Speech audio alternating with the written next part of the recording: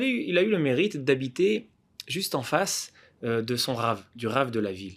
Donc lui, il habitait, il y avait la rue, et de l'autre côté de la rue, il y avait la maison de son rave.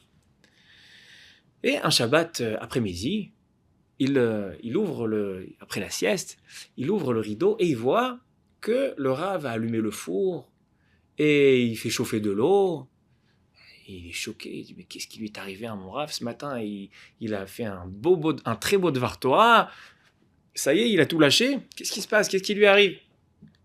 Alors très vite, il sort de chez lui, il voit qu'il pleut, donc il prend son parapluie, il ouvre le parapluie, il traverse, il rentre. Et il lui dit, mais Kvod Arav, qu'est-ce que tu fais? C'est Shabbat, tu allumes le feu, tu fais chauffer de l'eau, t'as transgressé l'interdit d'allumer du feu, de cuire, qu'est-ce qui t'arrive?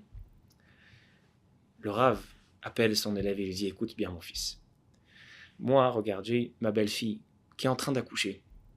Et la sage-femme m'a dit que pour le bien du bébé, il y a un danger, il faut à tout prix lui chauffer de l'eau.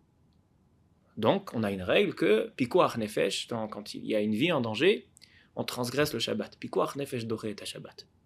Donc, j'ai allumé le feu, et j'ai chauffé de l'eau, et j'ai fait une mitzvah, j'ai pas fait une avera. Je suis en train de sauver une vie, la vie de mon petit-fils. Mais toi, mon cher ami, étant donné que tu es ignorant, et que tu n'as pas étudié, tu n'as pas appris, toi, tu as transgressé au moins 10 interdits en venant ici.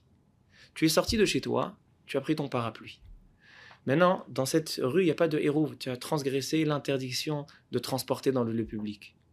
Ensuite, tu as ouvert le parapluie. On n'a pas le droit, c'est comme une maison, comme si tu as construit une maison Ohel pendant Shabbat.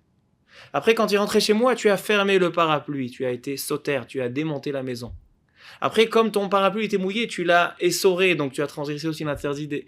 C'est-à-dire, en fait, le message, il est que parfois, on se précipite à faire des remontrances. On se précipite à dire à autrui ce qui ne va pas.